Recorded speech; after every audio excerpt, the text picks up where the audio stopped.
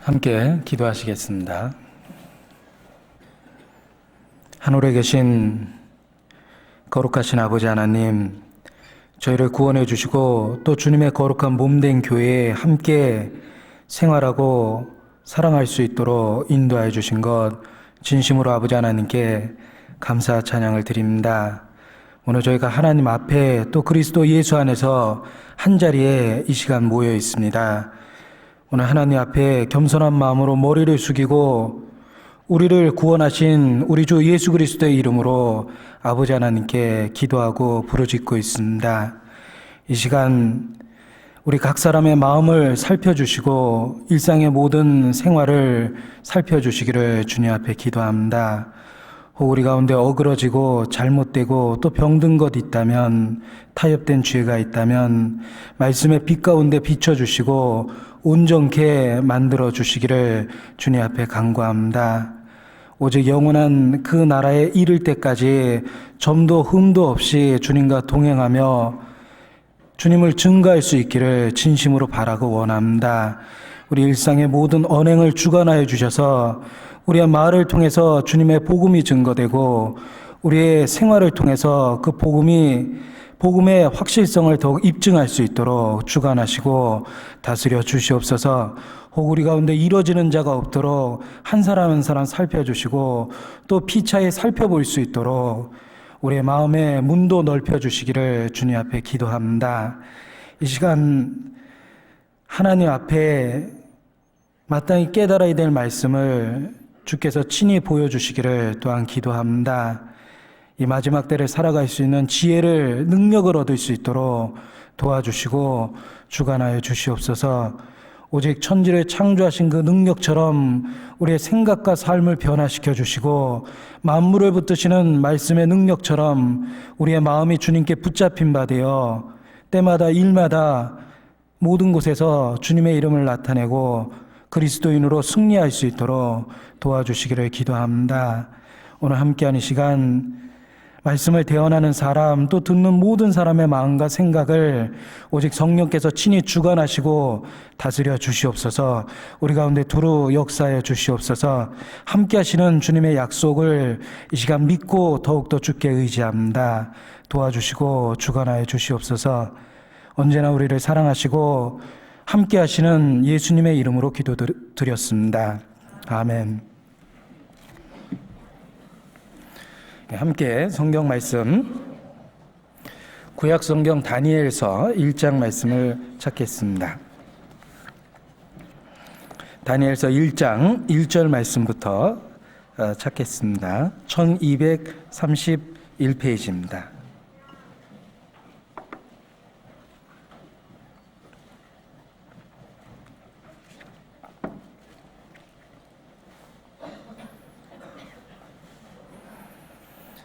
다니엘서 1장 1절로 2절 말씀을 함께 읽겠습니다. 유다 왕 여호와김이 위에 있은 지 3년에 바벨론 왕 느부갓네살이 예루살렘에 이르러 그것을 에워쌌더니 주께서 유다 왕 여호와김과 하나님의 전 기구 얼마를 그의 손에 붙이심에 그가 그것을 가지고 신할 땅 자기 신의 묘에 이르러 그 신의 보고에 두었더라. 제가 계속해서 5절 말씀 읽겠습니다. 또 왕이 지정하여 자기의 진미와 자기의 마시는 포도주에서 그들의 날마다 쓸 것을 주어 3년을 기르게 하였으니 이는 그 후에 그들로 왕의 앞에 모셔 서게 하려 함이었더라.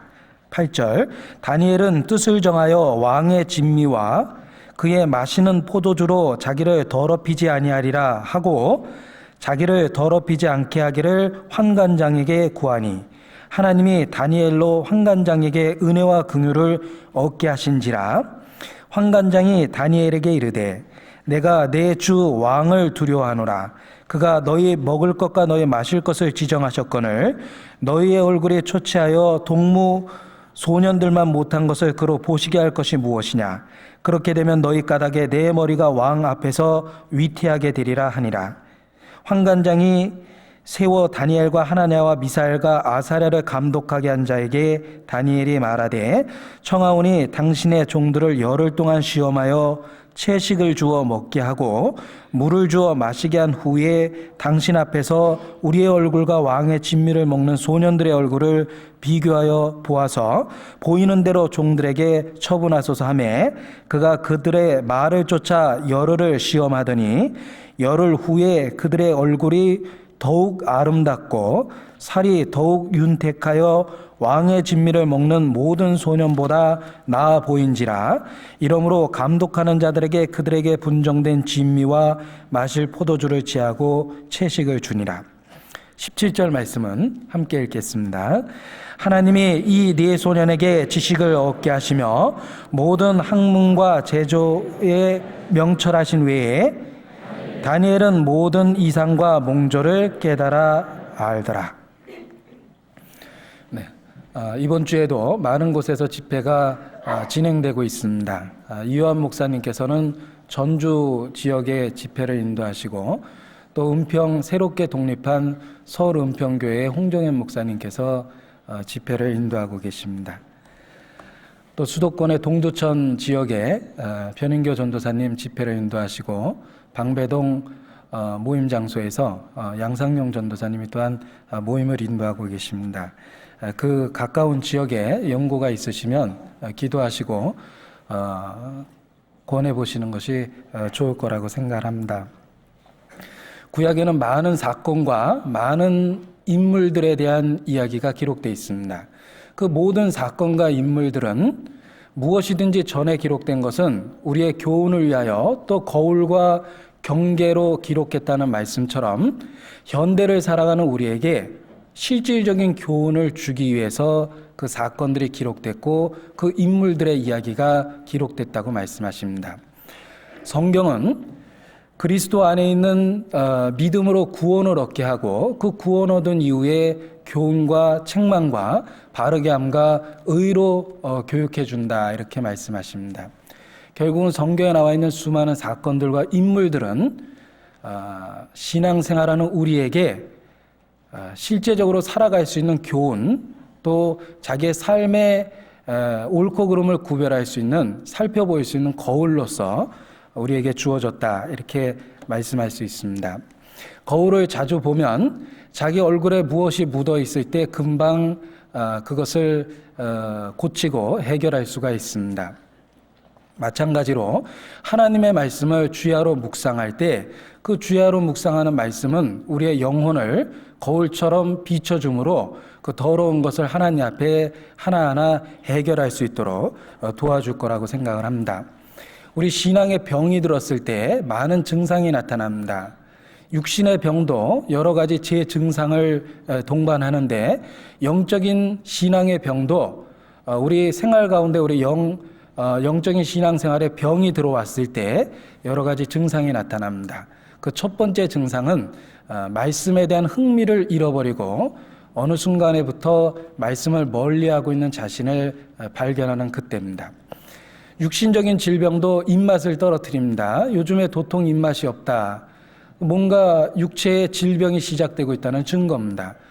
건강을 회복할 때 입맛부터 회복하는 것을 우리는 살펴서 관찰해서 알 수가 있습니다. 영적인 질병도 말씀에 대한 입맛을 잃어버립니다. 그래서 어느 순간에부턴가 말씀이 생활 속에서 멀어집니다. 성경 말씀을 통해 뜨거운 감동을 느꼈던 것은 아주 오래전 사건이 되어버립니다. 제자들을 예수님께서 가르치셨을 때 제자들이 말씀을 우리에게 풀어주실 때에 우리의 마음이 속에서 뜨겁지 아니하더냐. 그런 그 감동이 마음 깊은 곳의 감동이 어느 순간에부터 사라지고 예전에는 성경을 참 잘 읽고 많은 교훈을 얻었었는데 하는 기억만 갖게 되고 현재에 있어서는 말씀으로부터 멀어지는 자기를 발견합니다. 그것이 영적으로 병들었다는 또 하나의 증거일 거라고 생각합니다. 신앙생활에 병이 들면 하나님의 말씀과 자기 생활과 직접적으로 연결을 시키지 못합니다. 생활과 연결되지 않은 말씀은 그 진부해 보이고 늘 듣던 얘기를 듣는 것처럼 보이고 판단만 돼갑니다. 감동을 잃어버리고 말씀은 형식이 돼버립니다. 그래서 귀로는 듣고 교제에 몸은 참석해 있는데 언제부턴가 말씀이 겉돌기 시작합니다. 말씀이 멀어졌다는 건 하나님으로부터 멀어졌다는 거고 영적인 건강이 많이 하나님 앞에 문제가 생겼다, 이렇게 이야기할 수 있습니다. 그래서 그 건강을 회복하는 방법도, 영적인 건강을 회복하는 방법도 증상도 말씀이 멀어진 거로 나타나기 때문에 회복하는 방법도 좀 더 성경을 가까이 하는 그것으로부터 신앙이 회복될 수 있습니다. 새로운 천년, 2000년, 우리에게 또 하나의 천년의 한 해가 시작됐습니다. 연초 출발할 때 여러 가지 각오를 세웠는데 그 중에 하나가 올해에는 성경을 좀 더 많이 읽자라는 그런 각오를 우리가 서로 나눴습니다. 지금 벌써 2월의 중반이 다 지나갔는데 그 결심을 새롭게 해서 연초에 세웠던 그 결심대로 올해 좀 더 말씀을 가까이 하는 한 해가 됐으면 좋겠습니다. 골방에서 시간을 내서 성경을 읽어보면 성경의 수많은 인물들이 우리 앞에 등장합니다. 글자를 통해서 나타나지만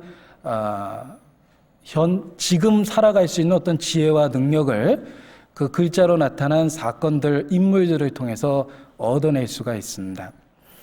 만일 서울 시내에 유명한 성경에 나타난 인물이 와서 간증 집회를 한다고 해보죠. 아브라함 초청 대집회, 다니엘 초청 대집회, 그런 것이 있다면 정말 들어보고 싶은 간절한 마음이 생길 겁니다. 기독교 역사 속의 슈퍼스타 아닙니까? 누구든지 알고 존경하는 성경의 유명한 인물들이 우리 시대에 직접 나타나서 어떤 집회를 인도한다면 들어보고 싶은 마음이 생길 겁니다. 그런데 시간적인, 환경적인 격차가 있기 때문에 그들은 우리 눈앞에 나타날 수 없습니다. 그러나 말씀을 통해 그들은 지금도 우리 마음에 살아있고 그 골방 가운데서 읽는 성경, 그 속에서 우리 앞에 나타납니다. 성경을 읽기 시작할 때 아브라함이 나타나서 자기의 믿음을 간증할 것이며 이삭과 야곱이 자기의 생애에 하나님이 어떻게 동행하셨는가 얘기해 줄 겁니다. 그 다니엘이 어떠한 용기와 각오로서 바벨론 시대의 믿음을 나타냈는지도 알려줄 것이며 노아가 방주를 만들 때 어떤 어려움이 있었고 믿음 가운데 그 일을 어떻게 완성할 수 있었고 하나님이 자기 생애 가운데 어떠한 놀라운 일을 했는지 일일이 얘기해 줄 겁니다. 그래서 개인적으로 성경과 함께하는 그 시간에 그야말로 수많은 성경의 인물들이 살아 움직이는 것 같은 느낌을 받게 되고 많은 교훈을 그 가운데서 얻어낼 겁니다. 그래서 성경 말씀을 개인적으로 가까이 하는 가운데 우리의 신앙이 병드는 것을 막을 수 있고 또 병이 들었다면 그런 그 상태로부터 벗어날 수 있는 힘도 말씀을 가까이 하는 가운데 얻어낼 수 있을 겁니다. 자, 오늘 다니엘에 대한 이야기를 같이 생각해보고 교훈을 얻고자 합니다. 다니엘의 사건 역시 우리의 교훈을 위해서 거울과 경계로서 기록되어 있습니다. 다니엘은 성경을 통해서 여러 차례 언급이 되어 있고 하나님은 다니엘을 부르실 때 은총을 크게 받은 사람아 이렇게 부르고 있습니다. 은총을 크게 받은 사람아라는 호칭으로 다니엘을 부를 정도로 다니엘은 하나님과 아주 가까이 있었고 그로 인해서 하나님의 장래의 계획, 어떤 환상과 미래의 계획들을 엿볼 수 있었던 선지자였습니다.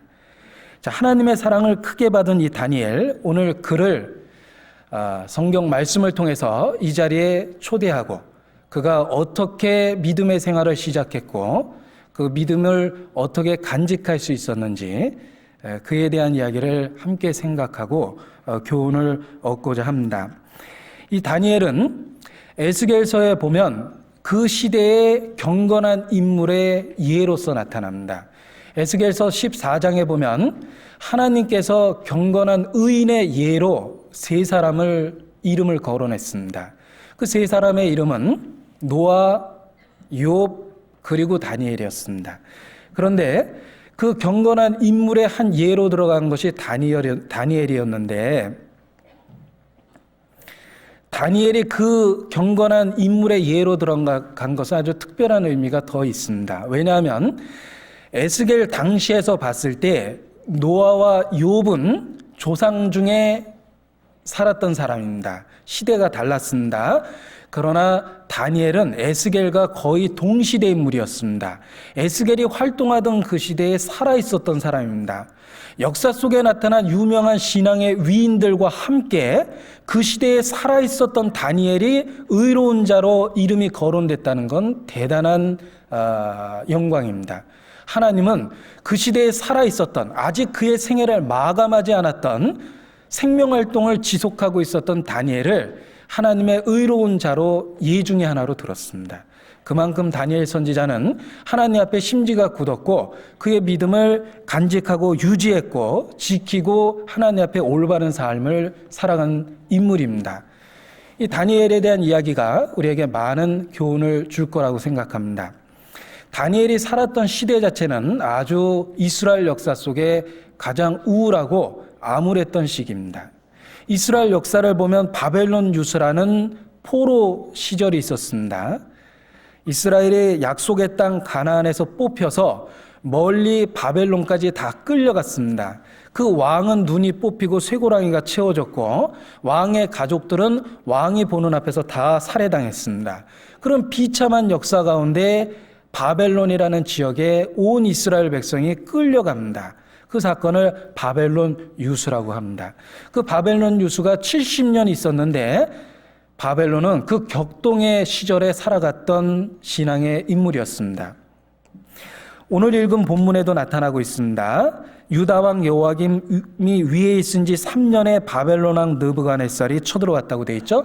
이게 BC 605년입니다. 바로 그때 포로 잡혀갔던 인물 중에 다니엘이 있었습니다. 가장 힘들었던 이스라엘 역사, 그 시기에 신앙의 인물 다니엘이 있었습니다. 이 바벨론에 포로 잡혀갔는데 어린 나이에 약 한 10대 중반의 나이였을 거라고 성경을 통해 추측할 수 있습니다. 그런 10대의 젊은 어린 나이에 다니엘은 바벨론이라는 적국에 포로로 끌려갔습니다.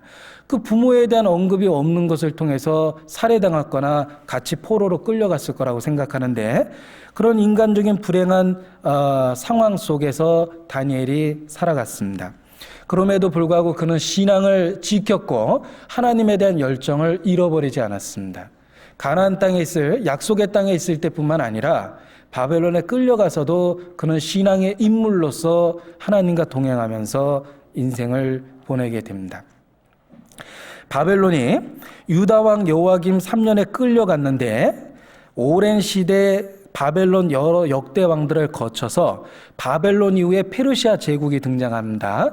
그 페르시아 제국 때까지 바벨론이 생존했고 그야말로 정권이 바뀌는 하에서도 그는 명예와 권력을 유지할 수 있었습니다.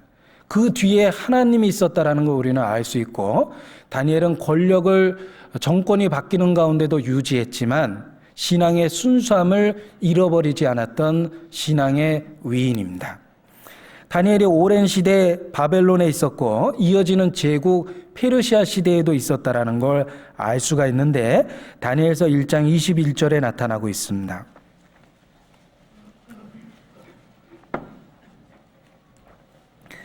다니엘은 고레스 왕 원년까지 있으니라. 바벨론 시대에 끌려간 그가 메데 파사라는 이중 왕국 시대를 거쳐서 페르시아 시대의 고레스 당시 역사에 나오는 키루스, 사이러스라는 그 왕이죠. 그 키루스 또는 사이러스라는 그 왕의 시대까지 다니엘이 생존했다는 걸 알 수 있습니다.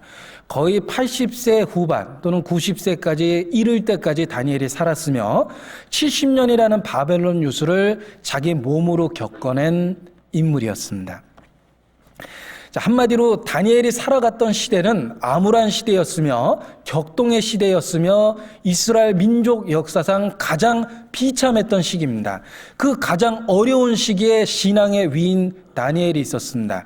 그는 환경에 구애받지 않고 어려운 환경 가운데서도 신앙의 순수성과 열정을 지켰습니다. 우상 숭배가 만연한 이방의 도시 그 적국에 끌려와서 포로의 몸이었지만 그는 신앙을 지킨 위대한 신앙의 위인입니다. 자, 우리는 간혹 신앙생활이 어렵고 흔들릴 때마다 환경에 대한 이유를 늘어놓습니다. 우리의 환경이 좋지 않고 내가 살고 있는 지금 시절이 좋지 않고 환경이 나쁘기 때문에 신앙생활에 내가 이렇게 문제가 있는 거라고 그 원인을 환경에다가 돌려대는 경우가 있습니다. 그러나 다니엘 앞에서 다시 한번 생각해 보십시오. 다니엘만큼 나쁜 환경에 있었던 사람이 어디 있습니까? 그는 예배의 도시 예루살렘에 살았던 것이 아니라 우상의 도시 바벨론 한복판에 있었습니다. 온통 우상 숭배라는 그 사람들 속에서, 그 나쁜 환경 속에서 다니엘은 신앙의 순수성을 평생에 지켰습니다. 그는 환경의 영향을 받지 않은 신앙의 승리자입니다. 우리 역시 환경을 가지고 자기 신앙의 핑계를 삼아서는 안 된다는 교훈을 얻을 수가 있습니다. 좋은 환경이 있다면 좋은 환경을 통해서 신앙생활할 수 있습니다. 나쁜 환경을 있다면 나쁜 환경을 통해서 더욱더 하나님을 의지하는 법을 배울 수 있습니다. 우리 개인의 신앙의 상태는 환경에 그다지 좌우를 받지 않고 우리의 마음의 중심의 상태에 좌우한다는 걸 알 수 있습니다. 우리의 중심이 바르고 하나님께 온전히 의지해 있다면 비록 바벨론과 같은 수많은 유혹이 있는 이 20세기지만 우리도 다니엘처럼 그렇게 신앙의 순수성과 열정을 유지하고 하나님 의지하면서 살아갈 수가 있습니다. 자, 어린 시절 마음에 붙잡았던 좌우명입니다. 보고 배우자. 보고 배울 수 없는 환경이라면 보고 느끼자. 뭐 이런 나름대로의 성장기의 좌우명이 있었습니다. 그 간단한 말이지만 어린 시절을 보내면서 청년의 때를 보내면서 얼마나 도움이 됐는지 모릅니다. 이제 그 말씀을 성경적으로 적용해 보니까 더욱더 적용될 수 있다는 걸 알았어요. 그리고 그렇게 할 수 있는 능력은 신앙의 힘으로 많이 그렇게 됩니다. 우리 주변에 좋은 이야기가 있다면 보고 배워야 되겠죠. 혹시 나쁜 경우를 봅니까? 보고 배워서는 안 되고 보고 느껴서 올바로 행해야 됩니다. 이 세상에 하나님을 모르는 사람들의 악한 행실이 있습니다. 그들의 극한 방탕이 우리 주변에 널려 있습니다. 우리 주변의 불신자들의 삶의 모습을 보십시오. 그들의 모습이 우리에게 유혹이 됩니까? 하나님은 보고 느끼라고 우리에게 나쁜 환경을 주십니다. 보고 배울 수 없다면 보고 느끼면 됩니다. 결국은 환경에 구애받지 않고 우리에게 좋은 환경이 주어지든 나쁜 환경이 주어지든 평탄한 길이든 아니면 폭풍우가 치는 길이든 우리는 중심을 하나님께 두면은 어떤 경우든지 교훈을 얻고 신앙을 잃어버리지 않고 흔들리지 않을 수 있습니다. 다니엘이 그랬습니다. 우리도 그것을 통해서 교훈을 얻을 수 있습니다. 가장 힘들었던 시기에 우상 숭배가 만연한 도시 한복판에서 신앙을 지킨 다니엘은 20세기를 살아가는 우리에게 큰 교훈과 본이 된다, 이렇게 말씀드릴 수 있습니다. 다니엘은 10대의 어린 나이에 바벨론에 끌려왔습니다. 그럼에도 불구하고 그는 중심이 바로 서 있었습니다. 어떻게 그것이 가능했겠느냐? 바로 그는 약속의 땅 이스라엘에서 올바른 교훈을 받고 자라났던 사람이라고 이야기할 수 있습니다. 다니엘의 여호와김 3년에 포로 잡혀왔는데 여호와김은 유다의 18번째 왕입니다. 그런데 그로부터 한 3, 4년 전에 이스라엘 역사상 가장 의롭고 선했던 왕이 있습니다. 그의 이름은 요시아입니다. 이 요시아가 유다의 16번째 왕입니다. 요시아에 대한 기록을 살펴보면 유다 역사 중에서 가장 하나님께 올바랐던 시기 중에 하나입니다. 잘못된 우상 숭배를 철폐하고 율법이 다시 발견되고 하나님께 대한 종교 개혁이 있었던 시기입니다. 이 요시아의 선행과 업적에 대해서는 우리가 열왕기를 통해서 확인해 볼 수 있습니다. 바로 다니엘은 그 성장기를 요시아 시대 때 보냈다라는 겁니다. 바로 가장 이스라엘이 회개하고 돌이켰고 마지막 하나님 앞에 올바른 모습을 가졌던 그 시기, 그 요시아 왕의 개혁의 때에 다니엘이 성장기, 어린 시절을 보냈습니다. 그러니까 환경이 나빠져도 바벨론에 끌려와도 신앙을 잃어버리지 않게 됐습니다. 잠언은 우리에게 교훈해 줍니다. 마땅히 행할 길을 아이에게 가르치라. 그리하면 늙어도 그것을 떠나지 아니하리라. 다니엘이 그와 같았습니다. 다니엘은 요시야의 개혁 시대에 교육을 받았고 결국은 환경이 나빠져도 자기의 믿음을 지킬 수가 있었습니다. 자, 다니엘이라는 이름은 신앙 고백이 들어있습니다. 다니엘이란 말 자체가 하나님은 나의 심판자, 재판자이시다라는 그런 내용입니다. 이름 자체가 신앙 고백이죠. 그런데 이 다니엘이 바벨론에 끌려왔을 때 이름이 개명됩니다. 이름이 뭐라고 바뀌었냐면 7절에 보면 환관장이 그들의 이름을 고쳐 다니엘은 벨드사살이라 하고, 자, 바벨론식 이름으로 강제로 개명시켰습니다. 이 벨드사살이라는 이름 자체는 벨은 바벨론에 있는 신의 이름 중에 하나입니다. 우상이죠. 이방신입니다. 그 이방신이었던 벨의 이름을 가지고 이름을 진 거예요. 그대의 보호자는 벨이다, 이런 뜻입니다. 그러니까 믿음의 이름을 가지고 있었던 다니엘의 이름을 바벨론식으로 개명시켰는데 그 이름 자체가 아주 하나님과 상관없는 이름이었죠. 그대의 보호자는 벨. 자, 이름은 개명됐고 외적으로는 다니엘은 어려운 환경 속에 있었습니다. 이름을 개명당했죠. 뿐만 아니라 다니엘은 바벨론에 동화되는 교육을 계속 받았어요. 그래서 바벨론의 학문과 방언을 가르치게 했다고 되어 있죠. 바벨론의 여러 가지 풍습을 배우고 바벨론화시키는 교육을 3년 동안 받고 그 도시에서 살았습니다. 그럼에도 불구하고 다니엘은 신앙의 동화를 일으키지 않고 순수한 신앙을, 하나님에 대한 신앙을 간직한 겁니다. 그 3년간의 동화교육, 그리고 이어지는 바벨론의 생활, 또 이름까지 개명당했지만 지금 우리는 다니엘을 벨드사살이라고 기억하지 않고 다니엘이라고 기억합니다. 성경은 그의 이름을 다니엘이라고 기록하고 있습니다. 그는 나쁜 환경 속에서도 끝까지 신앙을 지켰던 신앙의 본이 된 위대한 신앙의 승리자입니다. 믿음의 승리자입니다. 그래서 그에 대한 그 기록을 살펴보는 것은 우리에게 현대 바벨론과 같은 수많은 죄악이 있는 이 도시에서 살아가는 우리에게 많은 교훈을 줄 거라고 생각을 합니다. 자, 우리 시대는 흔히 말하는 혼잡과 타협과 그리고 혼란의 시대입니다. 이 세상은 혼란하고 혼잡합니다. 영적으로는 더 말할 것도 없죠. 무엇이 참인지 거짓인지 구별하기 어려운 혼란의 시대가 바로 지금 우리가 살아가고 있는 시대입니다.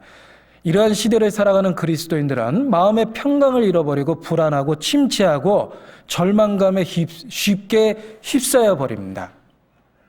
그리스도인들을 낙심시키는 것이 이 세상에 얼마나 많습니까? 불법화 우상 숭배가 판치는 배금 사상이 판치고 쾌락주의가 판치는 이 20세기 도시가 바로 그 옛날 바벨론의 도시 못지않은 혼란하고 혼잡하고 하나님 앞에 그야말로 타협된 그런 시대입니다. 자, 이 혼잡과 불안한 시대가 왜 생겨났는가? 그것은 하나님으로부터 벗어났기 때문에 생긴 겁니다. 이 세상이 엉망이 된 이유가 무엇입니까? 인간의 범죄입니다. 인간의 죄, 하나님으로부터 멀어졌던 그 사실이 이 수많은 혼란과 불안과 그런 것을 만들어낸 겁니다.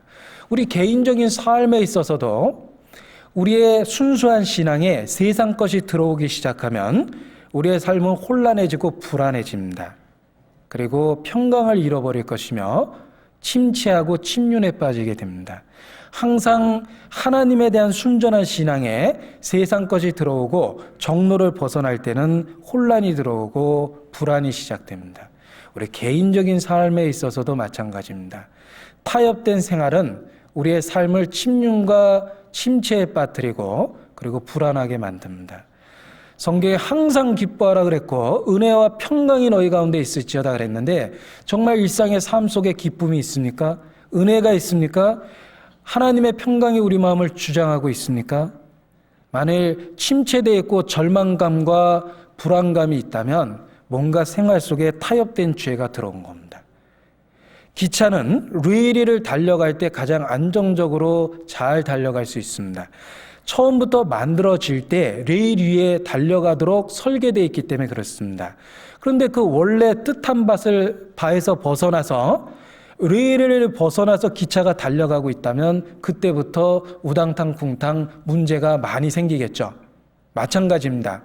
인간은 하나님의 영광을 위해 하나님의 찬송을 부르기 위해서 지음을 받았습니다. 우리의 중심이 하나님께 바로 잡혀 있다면 레일을 달려가는 기차처럼 정상적인 삶을 그리스도인으로서의 삶과 평강을 누릴 수가 있습니다. 그러나 하나님으로부터 벗어나고 세상 것이 들어와서 혼잡하게 될 때 그때부터 우리의 삶은 우당탕쿵탕 혼란해지고 침륜에 빠지고 불안감에 휩싸입니다. 그래서 복음에 대한 교리적인 문답은 해도 그 복음의 놀라운 평강을 누리지 못하는 사람이 의외로 많이 있습니다. 그 원인은 혼잡입니다. 타협입니다. 세상 것이 들어와서 섞여버렸고 세상의 죄와 적당히 타협했기 때문에 침륜과 불안에 빠져버린 겁니다. 마지막 시대의 교회의 모습을 라우디게아라고 이야기합니다. 그 라우디게아 교회의 모습이 어떻습니까? 차지도 않고 덥지도 않습니다. 찬 것과 더운 것을 섞어버리니까 미지근해졌죠? 토하여 내치리라 그랬습니다. 하나님에 대한 신앙에 세상적인 것이 들어와서 섞이기 시작하니까 바로 신앙이 미지근해집니다. 어중간해집니다. 그런 타협이 우리를 침륜에 빠뜨리고 불안에 빠뜨리는 겁니다. 이스라엘이 역사 속에서 타락했을 때에도 하나님에 대한 순전한 신앙에 세상적인 것이 들어오고 이방 우상 섬기는 풍습이 들어왔을 때 그들은 혼잡해졌고 침체와 침륜에 빠졌습니다. 역사를 통해 교훈을 얻을 수 있습니다. 열왕기하 17장 33절입니다.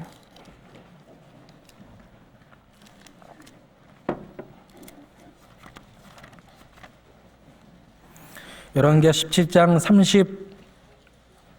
33절 592페이지입니다.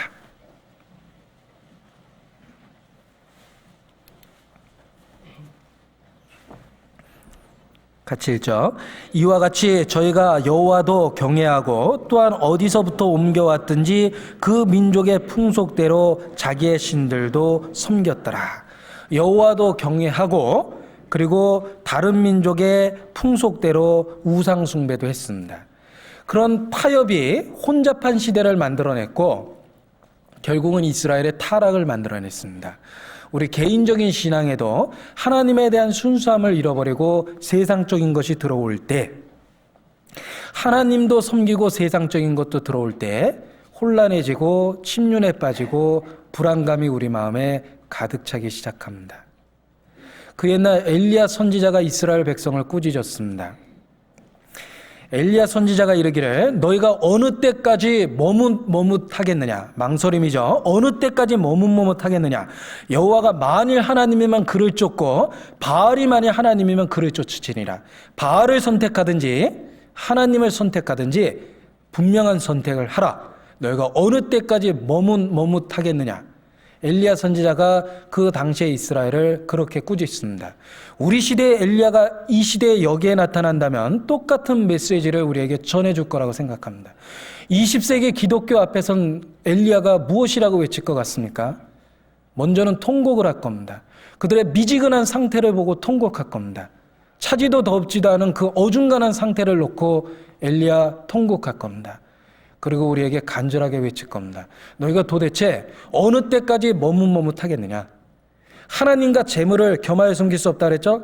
재물은 세상을 대표합니다. 하나님과 세상을 겸하여 섬길 수 없습니다. 누구든지 세상을 사랑하는 자는 하나님과 스스로 원수되고자 하는 자라 그랬습니다.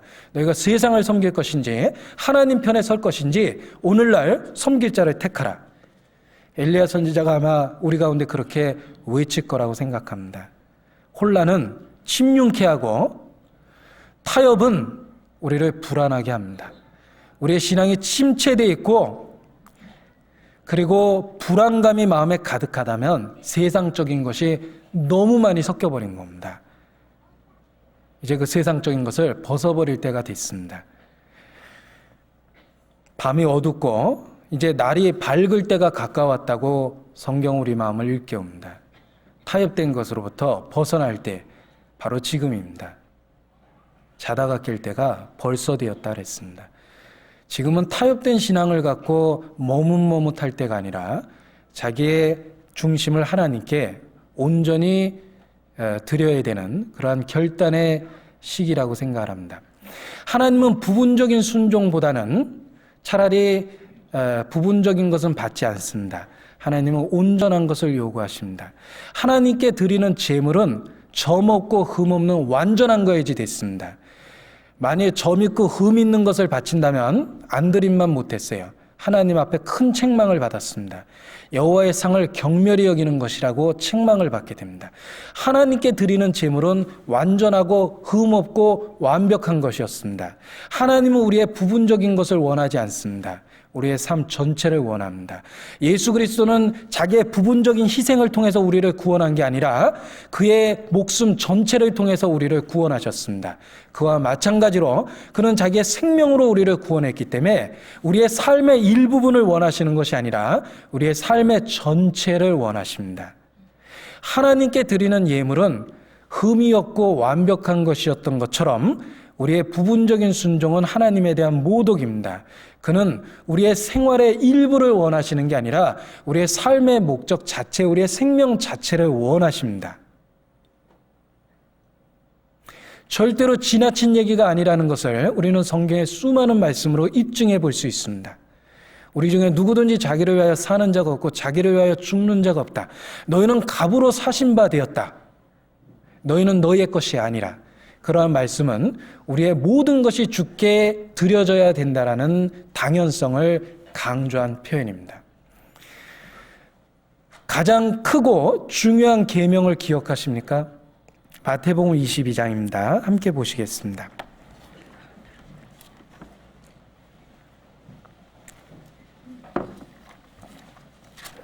마태복음 22장 37절입니다.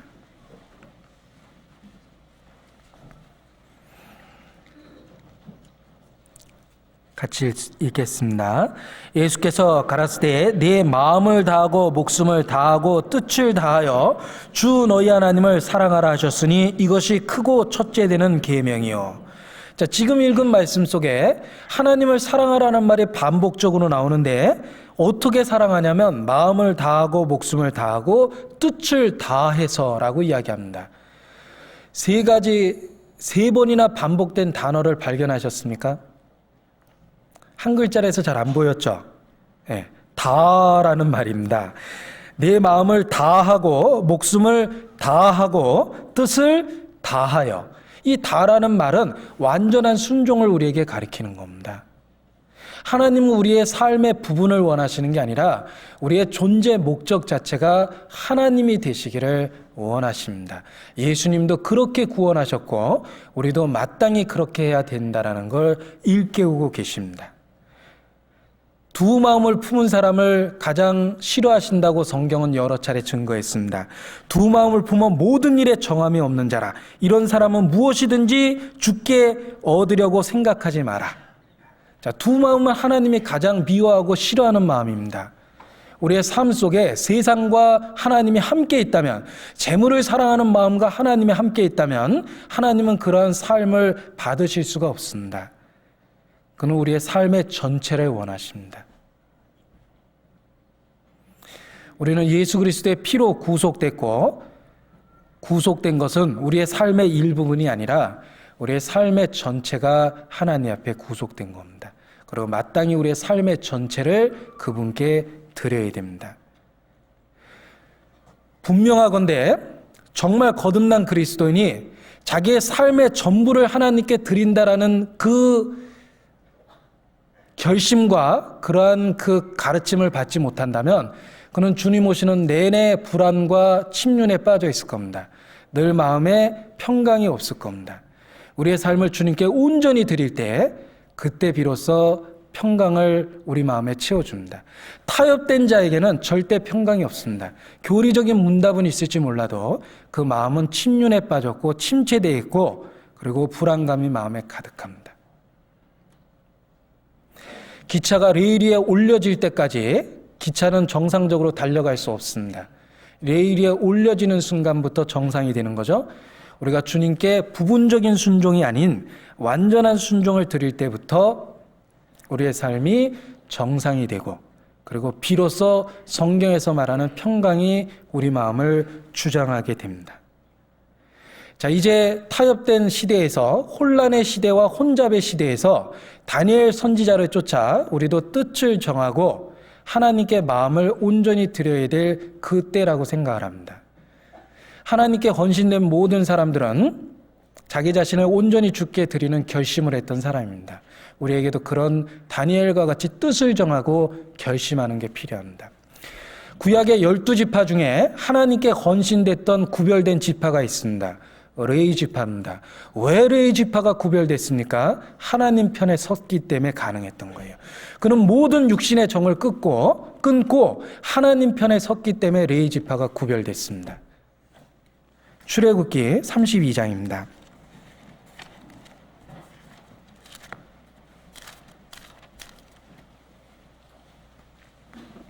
26절 132페이지입니다.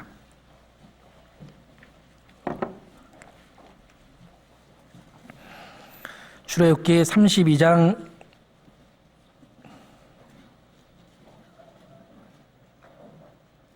26절 같이 읽죠. 이에 모세가 진중에 서서 가로되 누구든지 여호와의 편에 있는 자는 내게로 나오라 하매 레위 자손이 다 모여 그에게로 나오는지라. 29절 모세가 이르되 각 사람이 그 아들과 그 형제를 쳤으니 레위 지파죠. 오늘날 여호와께 헌신하게 되었느니라. 그가 오늘날 너희에게 복을 내리시리라. 이 레위 지파가 왜 구별됐고 성소에서 일할 권리를 얻었습니까? 그들은 육신의 이념보다는 육신의 정보다는 하나님 편에 섰습니다. 이스라엘이 송아지 금 우상을 숭배하고 금 송아지를 하나님이라 부르면서 혼잡게 됐을 때 그때 하나님 편에 선 사람이 레위 사람입니다. 칼을 들고 하나님 편에 섰습니다. 모세가 불렀죠. 누구든지 하나님 편에 서고자 하는 자는 나와라. 레위 지파가 칼을 들고 하나님 편에 섰습니다. 그리고 가장 가까운 육신에 가까운 자들 타협된 그들을 치기 시작했습니다. 그들이 구별됐고 결국은 성소에서 일할 영광을 얻습니다. 레위 지파 기억하십니까? 그들의 구별은 바로 하나님 앞에 하나님 편에 선 결단이 그들을 구별하게 만든 겁니다. 우리도 비장한 마음으로 세상을 끊는 칼을 들고 누가 여호와 편에 설 것인가 다니엘처럼 뜻을 정하십시오. 우리의 육신의 때가 잘 생각해 보십시오. 내 욕망을 위해서 내 육체를 위해서 살아갔던 모든 생애를 한번 정리해 보십시오. 어떤 의미가 있습니까? 우리를 부끄럽게 했던 기억밖에 없습니다. 이제는 머뭇머뭇할 때가 아니라 칼을 들고 여호와 앞에 설 때입니다. 거기에서 육신의 모든 것을 비장한 마음으로 칼을 들고 끊고 정말 내가 주님 뜻대로 살겠다라는 그런 결심과 마음을 작정할 때가 바로 우리 시대라고 생각합니다. 그때부터 하나님은 우리 마음의 평강으로 채워주시고 우리의 삶을 주관하십니다. 여호수아의 고백도 신앙적인 결심도 아주 유명합니다. 여호수아 24장입니다. 여호수아 24장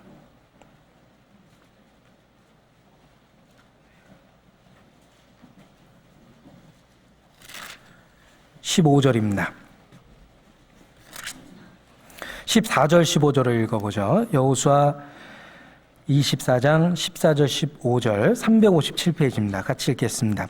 그러므로 이제는 여호와를 경외하며 성실과 진정으로 그를 섬길 것이라. 너희의 열조가 강 저편과 애굽에서 섬기던 신들을 지하여 버리고 여호와만 섬기라. 만일 여호와를 섬기는 것이 너희에게 좋지 않게 보이거든 너희 열조가 강 저편에서 섬기던 신이든지 혹 너희의 거하는 땅 아모리 사람의 신이든지 너희의 섬길 자를 오늘날 택하라. 오직 나와 내 집은 여호와를 섬기겠노라. 자, 오늘날 섬길 자를 택하라. 그리고 여호수아의 고백을 들어보십시오. 나와 내 집은 오직 여호와를 섬기겠노라. 이 여호수아의 그러한 결단이 신앙의 승리자로서 믿음의 본으로서 성경에 기록되게 만든 겁니다. 레위 자손이 그랬고 여호수아가 그랬습니다. 그리고 바벨론 시대의 다니엘이 그랬습니다. 그들은 하나님께 뜻을 정했고 하나님 뜻대로 살겠다라는 결심을 했습니다. 그리고 비장한 마음으로 세상적인 것에 대해서 단절을 선언했습니다. 그들이 신앙의 위인이고 우리에게 그 자취를 쫓아올 것을 기록된 말씀을 통해 권유하고 있습니다. 오늘날 섬길 자를 택하라. 나와 내 집은 여호와를 섬기겠노라. 그런 뜻을 정하는 그 결심이 필요합니다. 다니엘은 그때 뜻을 정했고, 그리고 뜻을 정한 다니엘은 그 생애 내내 신앙의 순수성과 열정을 유지하고 살아갈 수 있었습니다. 우리의 우유부단한 마음, 타협된 마음, 머뭇머뭇하는 마음은 끊임없이 우리로 하여금 침륜에 빠지게 할 것이며, 그리고 내내 불안과 답답한 마음을 마음에 가득하게 될 겁니다. 결단할 때가 바로 지금이고 바로 오늘입니다.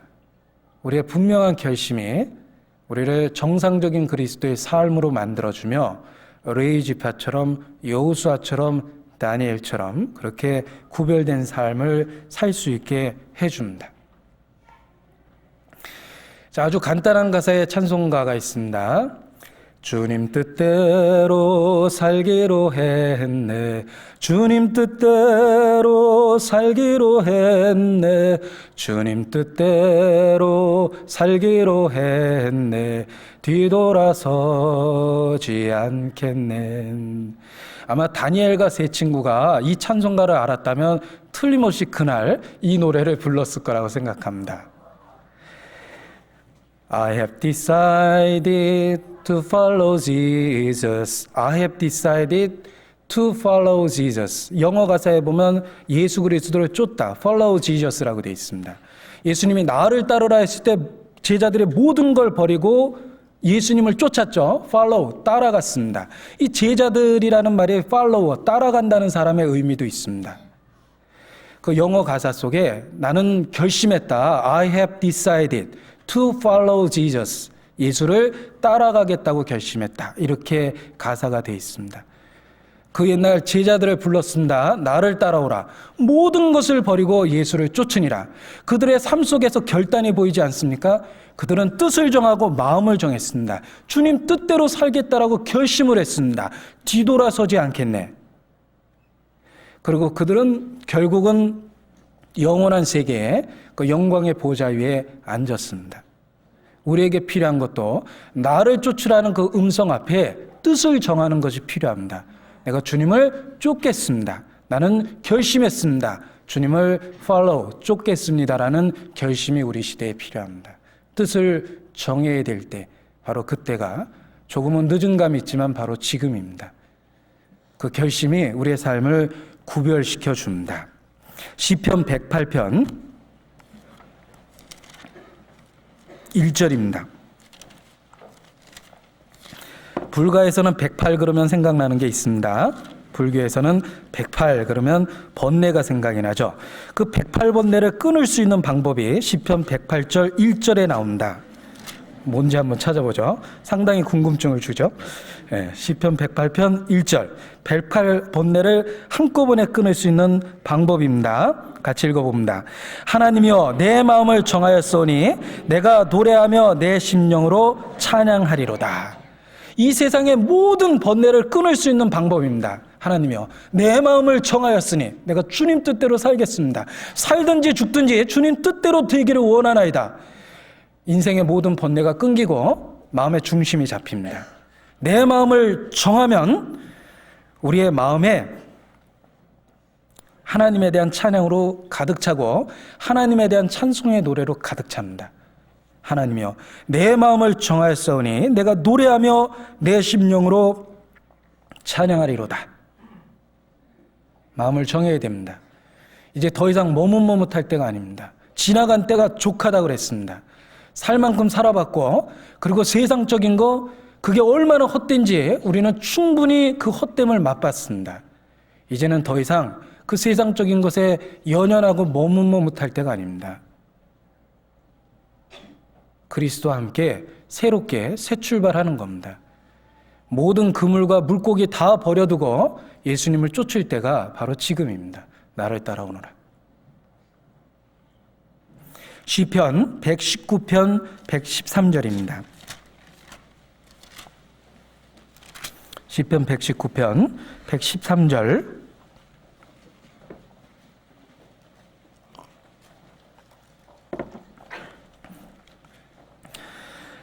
(113절로) (115절까지) 같이 읽겠습니다. 내가 두 마음을 품는 자들을 미워하고 주의 법을 사랑하나이다. 주는 나의 은신처여 방패시라. 내가 주의 말씀을 바라나이다. 너희 행악자여 나를 떠날지어다. 나는 내 하나님의 계명을 지키리로다. 자, 이 시편의 기자의 결심이 보이지 않습니까? 나는 내 하나님의 계명을 지키리로다. 아주 굳은 결심이 보입니다. 그리고 내가 두 마음은 품을 자를 미워한다라고 이야기합니다. 두 마음이 아니라 이제 한 마음으로 내가 주의 계명을 지키겠다라고 시편의 기자는 결심합니다. 다니엘이 살았던 시대는 격동의 시대고 수많은 정권이 변화됐던 시기입니다. 그 시기에 다니엘은 하나님께 뜻을 정했기 때문에 믿음을 지킬 수가 있었습니다. 그 뜻을 정했기 때문에 그 격변의 시기에 믿음의 순수함을 잃어버리지 않고 고레스 시대까지 신앙의 위인으로서 살아갈 수 있었습니다. 우리도 뜻을 정해야지만 이 복잡하고 변화되는 수많은 20세기의 그 유혹 가운데 우리의 신앙이 유지될 수 있습니다. 세상 풍조는 나날이 갈리어도 나는 내 믿음 지키리니, 그 찬송가 가사 속에 결심이 보이지 않습니까? 세상 풍조는 나날이 갈리어도 나는 내 믿음 지키리니, 인생 살다가 죽음이 꿈 같으나 오직 내 꿈은 참되리라. 그런 확신 가운데 나는 내 믿음을 지키겠다. 이 세상의 풍조는 아무리 갈리고 정말 복잡하고 희한하게 바뀌어간다 하더라도 나는 내 믿음을 지키겠다. 그렇게 뜻을 정하고 작정하는 게 필요합니다. 주님 뜻대로 살기로 했네. 다니엘, 그 위대한 신앙의 인물의 그 승리의 비결이 뜻을 정했다는 겁니다. 우리도 뜻을 정하고 다니엘처럼 그렇게 살아갈 수 있습니다. 고린도전서 16장 15절 보겠습니다.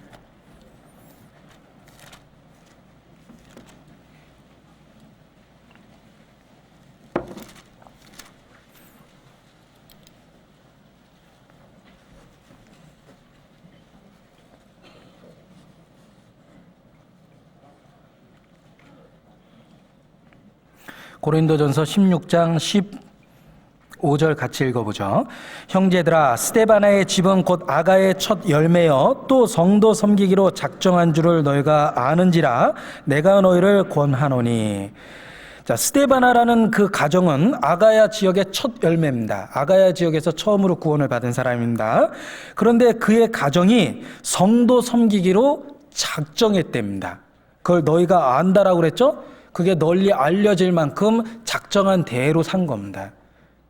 정말 우리 개인이, 우리 가정이 성도 섬기기로 작정하고 주님 뜻대로 살겠다고 작정했을 때 하나님은 더욱더 우리를 통해서, 우리 가정을 통해서 또 전체 우리의 교회를 통해서 크게 역사하실 수 있을 거라고 생각합니다. 하나님께 뜻을 정한 사람, 하나님은 그들을 통해서 자기의 일을 하셨습니다. 구약시대의 레위지파를 통해 하셨고, 여호수아를 통해서 가나안 땅을 정복해 했고, 다니엘을 통해서 바벨론 포로 시대에 하나님의 놀라운 능력을 보여주셨습니다. 하나님께 뜻을 정한 사람, 신약시대에 예수님의 부르심에 응답한 그들, 예수님을 쫓아갔던 그들, 모든 것을 버리고 뜻을 정하고 예수 그리스도를 쫓았던 그들을 통해서 하나님은 자기의 역사를 이루셨습니다. 그리고 우리 시대에 바로 하나님께 뜻을 정한 우리 각 사람을 통해서 또한 그렇게 자기의 일을 해 나가십니다. 자, 우리가 예수님을 부를 때 정말 그 예수라는 말 우리를 감격시키는 말 아닙니까? 그 안에 구원의 놀라운 비밀이 들었습니다. 그런데 그 예수님의 이름을 부를 때 주 예수 그리스도 이렇게 부릅니다. 예수님의 풀네임이 전체 이름이 주 예수 그리스도죠. 그런데 그 주라는 말을 생각해 보면 통치자라는 뜻입니다. 다스린다는 뜻을 갖고 있습니다. 주인이라는 뜻, 왕이라는 뜻을 갖고 있습니다. 정말 예수님이 주라고 생각하십니까? 자기의 삶을 다스리고 통치하고 있습니까? 역대 유명한 왕들이 있습니다. 세종대왕, 아주 유명한 왕이죠. 존경스럽지 않습니까? 그러나 역대의 왕들은 존경은 받지만 통치하지는 않습니다. 그들은 다스리지 않습니다. 그러나 지금 권세를 잡고 있는 왕과 대통령은 다스리고 있습니다.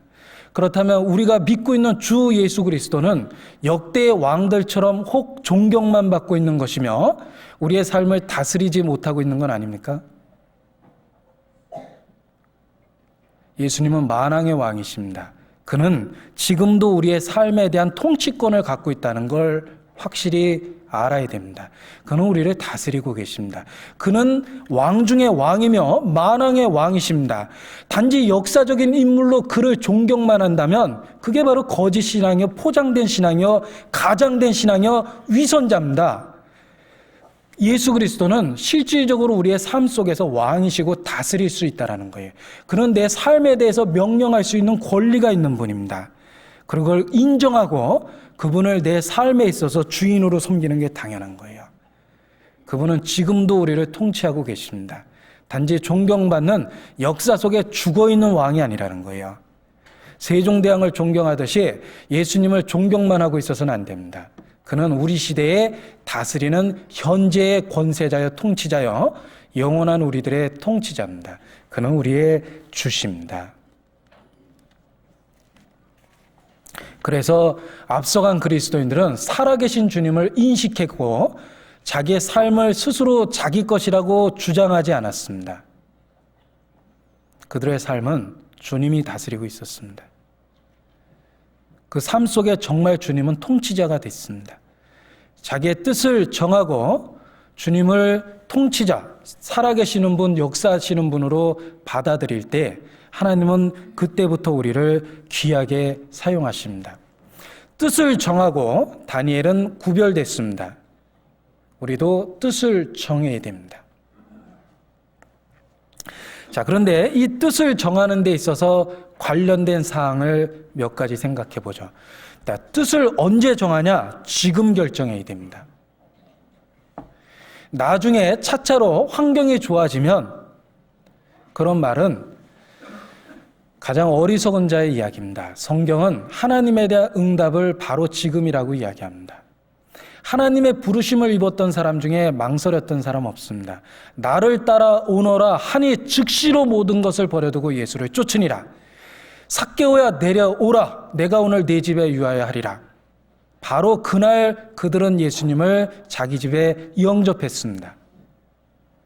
뜻을 정하는 때는 바로 지금입니다. 나중에 언젠가 차차로 정말 가장 어리석은 말을 한 겁니다. 내일이라는 말은 마귀가 만들어낸 가장 기가 막힌 유혹입니다. 언젠가 차차로 이뤄지는 자의 이야기입니다. 우리의 주님을 향해서 살아가야겠다는 결심은 바로 지금, 바로 오늘 하는 겁니다. 지금 해야 될 결정입니다. 또한 뜻을 정하는데 주님 뜻대로 살겠다라는 그 뜻을 정하는 데 있어서 우리의 적극적인 의지와 결심이 필요합니다. 어떤 사람은 신앙을 너무나 수동적인 상태로만 이해를 합니다. 믿음이 좋아 보이지만 실제로는 그것은 성경을 왜곡해버린 거예요. 우리가 하는 게 아니라 주님이 하신다. 어떤 면에서는 맞고 어떤 면에서는 틀립니다. 그런데 그 말을 지나치게 해석해가지고 인간을 그냥 수동적인 상태로 만들어버립니다. 내가 가만히 있어도 주님이 내 안에 역사한다고 생각해요. 마치 해파리처럼 바다 위를 둥둥 떠다니는 해파리처럼 물결 치는 대로 지 마음대로 떠다니면서 하나님이 인도할 거라고 착각합니다. 그렇지 않습니다. 하나님이 인도하시고 역사할 때 우리의 의지를 자극하고 우리의 결심을 자극합니다. 신앙의 결단에는 우리는 단지 수동적인 입장에서 하나님이 우리 안에 변화를 일으키는 게 아니라 우리 안에 그런 결심과 하나님 뜻에 맞춰서 살겠다라는 적극적인 협력이 필요합니다. 앞서간 수많은 그리스도인의 시행착오를 통해서 얻어낸 교훈이 있습니다. 그들의 고백 속에서 처음 구원을 받고 하나님이 가만히 있으면 자기 삶을 변화시킬 거라고 생각했대요. 하루, 이틀, 1년, 2년, 3년이 가는데 변화되지 않습니다. 자기도 답답해졌어요. 어떻게 이런 일이 생기느냐? 그들이 나중에 그 시행착오를 통해서 깨달은 것이 있습니다. 하나님은 우리를 수동적인 상태로 로봇처럼 만든 게 아니고 해파리처럼 떠다니게 만든 게 아닙니다. 하나님이 역사하시면 우리의 의지가 자극되고 하나님 뜻대로 살겠다는 내적인 결심과 각오가 씁니다. 성령의 감동은 우리의 결심을 만들어줍니다. 그런데 자기 스스로 일어날 생각 안 하고 막연하게 하나님이 역사할 것이다 라고 생각하면 잘 생각해 보십시오. 그 사람이 한 달란트 받은 사람과 너무 비슷하지 않습니까? 한 문화 받은 사람과 너무 비슷하지 않습니까? 주는 엄한 사람이라 내가 주께서 주신 것을 여기에 감추어 두었나이다. 그들은 일하고 활동하는 것을 포기했던 사람입니다. 한 문화 한 달란트 받은 사람이 얼마나 큰 책망을 받았습니까? 믿음이 좋은 것처럼 과장해서 우리는 아무것도 못하고 하나님이 내 안에서 해야 된다라는 이야기는 성경을 잘못 해석한 겁니다. 하나님이 역사하시면 우리 안에 내적인 결심이 생기고 의지가 생기고 그 의지를 실행할 때 성령은 정말 그렇게 할 수 있는 힘을 줍니다. 우리는 로봇처럼 만들어진 게 아닙니다. 하나님과 협력해서 승리하고 하나님과 함께 일할 수 있도록 하나님은 우리에게 기회를 주십니다. 여호수아를 전쟁에 대한 승리에 대한 기록이라고 이야기합니다. 여호수아를 정말 그렇게 읽어보셨습니까? 여호수아가 가만히 있으면 가나안 족속이 저절로 보따리 싸가지고 도망갔고 이스라엘이 거기 들어가서 점령만 했습니까? 아닙니다. 그들은 칼을 들고 직접 나갔고 하나님을 의지한다는 것이 어떻게 나타납니까? 칼을 들고 직접 싸우는 모습으로 나타납니다. 여호수아는 승리에 대한 기록이요 정복에 대한 기록입니다. 결코 이스라엘은 무기력하게 앉아 있었던 것이 아니라 활동하고 움직였다는 거예요. 하나님을 믿기 때문에 활동하고 움직일 수 있었던 겁니다. 단지 수동적인 상태에서 변화를 기대하면 안 됩니다. 우리 안에 내적인 결심과 굳은 각오가 필요합니다. 그리고 그 각오를 가능하게 해주는 것이 성령이라는 거예요. 그런데 언젠가 주님이 내 안에 변화를 일으킬 거다라고 막연하게 생각한다면 그의 신앙은 점점 침륜에 빠집니다. 골리앗이 있습니다. 다윗이 있습니다. 다윗이 골리앗 앞에 섰습니다. 다윗은 믿음의 사람이죠. 하나님이 함께 하시기 때문에 골리앗이 저절로 벼락 맞아 쓰러진 게 아니에요. 다윗이 잘못 생각했다고 생각해 보세요. 하나님이 함께 하시니까 너 이제 골리앗 너 큰일 났다. 너 틀림없이 벼락 맞아 죽을 거다. 골리앗 다가온다. 너 지금 가까이 오지만 틀림없이 벼락이 칠 거야. 그렇게 가만히 있었으면 맞아 죽었을 겁니다. 그런데 다윗은 하나님을 믿었기 때문에 자기가 할 수 있는 최선을 다했어요. 돌멩이를 준비했죠. 그리고 그 돌멩이를 힘껏 던졌습니다. 다윗이 설마 야 이건 하나님이 함께하니까 대충 던져도 될 거야. 그리고 뒤로 휙 던졌습니까? 네. 목표를 향해서 자기 딴에 최선을 다해 던진 거예요. 하나님을 믿었기 때문에 그런 의지력이 나온 겁니다. 우리의 결심과 각오를 행하려고 할 때 힘이 없습니다. 그러나 결심과 각오는 해야 됩니다. 그 행할 능력은 성령으로부터 오지만 우리의 적극적인 의지와 결심이 필요합니다. 정말 뜻을 정하고 하나님 뜻대로 살고 싶다고 말을 할 게 아니라 정말 그렇게 하나님과 함께 행해 보십시오. 그 행할 능력이 하나님께로부터 온다는 걸 알게 될 겁니다.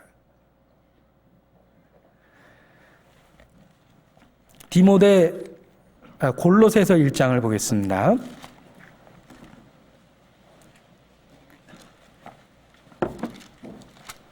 골로새서 1장 29절입니다.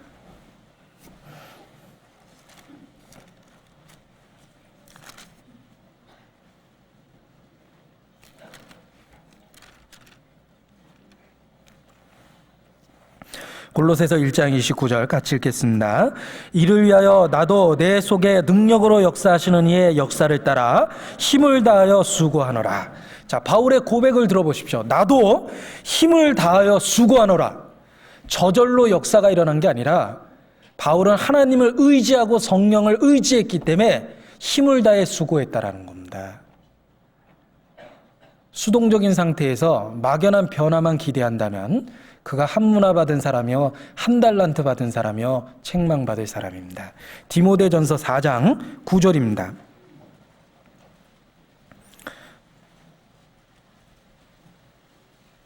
디모데전서 4장 9절 10절 같이 읽죠.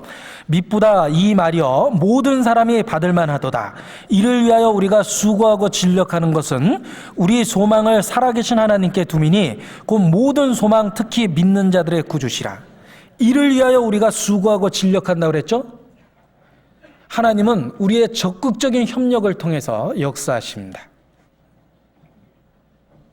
결코 우리를 피동적인 상태, 수동적인 그 상태의 로봇처럼 만드신 게 아닙니다. 앞서간 그리스도인의 시행착오는 가만히 무기력하게 앉아 있으려고 그러면서 침륜에 빠졌습니다. 정말 하나님을 의지한다라는 것은 적극적인 우리의 협력으로 나타납니다. 여호수아서가 그것을 입증해주고 있습니다. 가나안 땅을 정복했던 활동 하나하나에 하나님을 의지한 그들의 적극적인 활동이 있습니다. 결코 성령을 의지한다라는 핑계로 무기력하게 앉아있는 그것은 성경을 왜곡한 잘못된 가르침입니다. 그걸 수준 높게 고상하게 생각한다면 정말 하나님 앞에 통곡할 이야기입니다. 하나님은 우리의 의지를 자극하고 성령이 우리 가운데 역사할 때 하겠다라는 의지를 주고 할 수 있는 능력을 주십니다. 결코 우리를 무기력하게 앉아있게 하는 게 신앙이 아니라는 거예요. 자, 또한 뜻을 정하고 하나님 뜻대로 살기 위해서 뜻을 정하는데 그 뜻을 정하는 것은 일관성이 있어야 되고 지속성이 있어야 됩니다. 순간적인 결심은 가룟 유다도 했을 겁니다. 순간적인 열정은 배도자들 사이에도 있습니다.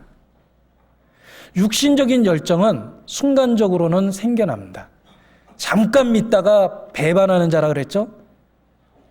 그러나 일관성 있고 지속성이 있는 믿음은 하나님만이 가능하게 합니다. 우리의 뜻을 정하는 그 뜻을 정한다고 했을 때 뜻을 정한다는 것은 단 한 번의 사건이 아니고 바로 일관성 있고 지속적이고 반복적인 사건입니다. 잠깐의 순종은 배도자와 불신자 사이에도 있고 육신적인 열정 가운데도 있습니다. 자기 감정이 부풀었을 때는 막 정말 간이라도 내줄 것처럼 열심히 상대방에 대해서 잘하고 봉사하고 그렇습니다. 문제가 생기면 정반대가 되죠. 그는 지속성과 일관성이 없는 거예요. 하나님께 뜻을 정하고 행한다라는 말에는 지속성과 일관성이 있어야 됩니다. 다니엘은 뜻을 정했습니다. 그리고 그것은 그의 90평생 내내 지속적이었습니다. 우리에게도 그런 지속성이 필요합니다. 순간적인 열정이 아니라 그런 지속성이 필요합니다. 그는 정말 죽으면 죽으리라는 각오가 그 지속성을 가능하게 해줍니다. 작심삼일이라는 말이 있습니다. 결심은 하는데 3일도 못 가더라 이런 거죠. 그 작심삼일을 해결할 수 있는 비결이 있습니다. 아주 간단합니다. 3일마다 결심하면 됩니다. 그러면 날마다 되죠. 자, 주님 뜻대로 살겠다고 결심했는데 작심삼일입니까? 매일 결심하면 됩니다. 아침에 눈 뜰 때마다 주님 뜻대로 살겠다고 하나님께 부르짖고 도와달라고 기도해 보십시오. 매일 하는 결심이 우리의 전체의 삶을 그렇게 만들어줄 겁니다. 다니엘은 사자굴의 위협을 받으면서도 기도했습니다. 늘 하던 것처럼 위협 속에서도 기도했습니다. 다니엘이 왜 그 위험 속에서 기도했습니까? 이거 한동안 분위기가 안 좋은데 쉬자. 그랬던 게 아니죠? 다니엘은 사자굴에 던진다라는 위협을 받으면서도 기도했습니다. 왜? 그가 주님 뜻대로 살 수 있었던 비결입니다. 그럼 매일매일 자기의 연약함을 하나님 앞에 고백하고 하나님 뜻대로 살 수 있는 능력을 구했습니다. 그의 기도의 생활이 다니엘의 승리의 생활의 비결입니다. 우리는 자기의 연약함을 잘 느낍니다. 우리 육신은 그렇게 강하지 않습니다. 우리는 베드로처럼 주와 함께 죽겠다라고 결심합니다. 그건 우리의 진심입니다. 그럼에도 불구하고 흔들리죠? 우리의 그 흔들림을 보고 우리는 자기 자신에 대한 혐오감을 느끼고 자기 자신을 신뢰하지 않습니다. 육체를 신뢰하지 않는 우리가 할례당이라고 그랬죠? 내가 아무리 결심해도 그 흔들리게 돼 있어요. 그 흔들리는 나를 다시 붙잡아 세울 수 있는 능력이 어디 있습니까? 기도에 있습니다. 주님의 능력을 구하는 데 있습니다. 다니엘의 지속적이고 일관성 있는 신앙은 그의 기도 생활 속에 들어 있었습니다. 마음은 원이로되 육신은 약하도다. 공감할 수 있죠. 그 앞에 무슨 이야기가 있는지 알고 계십니까? 그러므로 너희는 깨어 기도하라. 마음은 원인데 육신이 약하니까 해결책을 주신 거예요. 그러므로 너희는 기도하라 그랬습니다. 우리의 연약함을 느낍니까? 나는 결심했는데 흔들리고 있다는 걸 느낍니까? 나는 정말 주님 뜻대로 살고 싶은데 세상이 너무 강합니까? 그래서 우리에게 기도하라고 명령하십니다. 마음은 원인데 육신이 약하니까 기도 외에는 다른 이유가 없습니다. 방법이 없습니다. 마태복음 26장 41절입니다.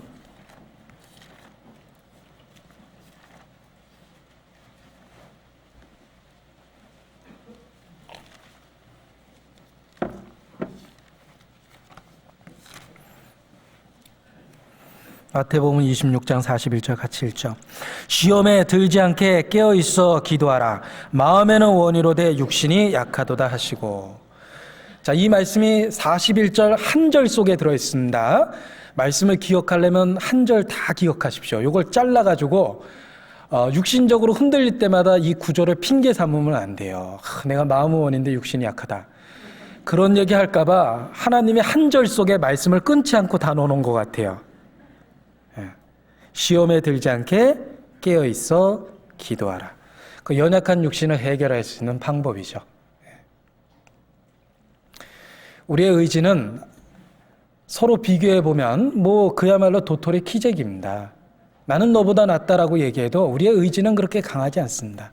하나님 뜻대로 살 수 있을 만큼 우리의 의지는 그렇게 강하지도 않고 이 세상은 우리에게 더 큰 유혹을 줍니다. 어떻게 주님 뜻대로 살겠습니까? 어떻게 뜻을 정하고 그대로 살겠습니까? 바로 약한 육체 때문에 우리는 더욱더 기도해야 됩니다. 그래서 다니엘은 자기의 연약함을 알기 때문에 사자굴에 던진다는 위협 속에서도 늘 행하던 것처럼 하나님을 향해서 기도했습니다. 우리도 뜻을 정하고 그렇게 살 수 있는 비결은 주께 부르짖고 능력을 주께 구하는 겁니다. 아무튼 우리의 의지는 분명해야 되겠죠? 뜻을 정해야 됩니다. 죽으면 죽으리다라는 유명한 간증집이 있습니다. 그분이 찬송가 가사를 하나 썼습니다. 내일 일은 난 몰라요. 하루하루 살아요. 그 가사 속에 내 마음은 정했어요. 변치 말게 하소서. 마음은 정했죠? 변치 말게 하소서라는 기도가 붙어 있습니다. 불과 같은 성령이여 내 마음에 항상 계셔 천국 가는 그날까지 주여 지켜 주옵소서. 내 마음은 정했어요. 그리고 기도가 들어있죠? 천국 가는 그날까지 주여 지켜 주옵소서. 그 기도가 우리의 정한 뜻대로 살 수 있도록 만들어줄 겁니다. 그러한 때 우리의 결심이 일관성이 있고 지속성이 있고 주님 오시는 그날까지 우리 신앙이 유지될 겁니다. 다니엘이 그랬던 것처럼. 이사야서 26장 3절입니다.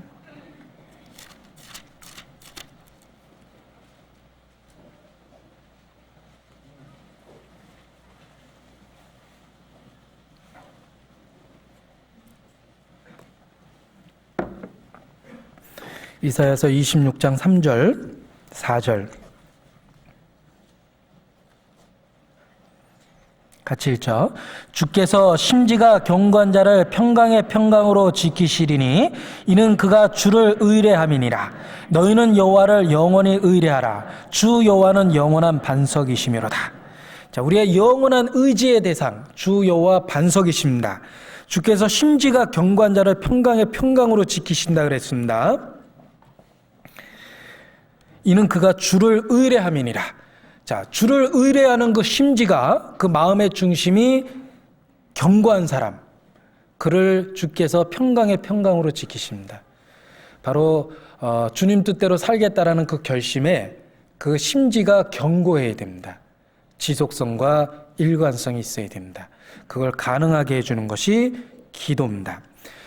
자, 다니엘 시대로부터 지금 2500여 년이 흘렀습니다. 우리는 지금 다니엘의 이야기를 읽고 다니엘의 생애에 대해서 교훈을 얻고 있습니다. 그 다니엘은 마지막 생애까지 신앙의 위인으로서 승리했습니다. 그가 뜻을 정했고 늘 하나님께 기도하는 생활을 했기 때문에 그의 삶이 그렇게 아름답게 승리하는 가운데 끝난 겁니다. 우리도 뜻을 정하고 그렇게 살 수 있도록 기도해 보십시오. 우리의 삶도 다니엘처럼 영광 속에 마감질 수 있을 겁니다. 다니엘서 1장 다시 보겠습니다. 다니엘서 1장 8절입니다.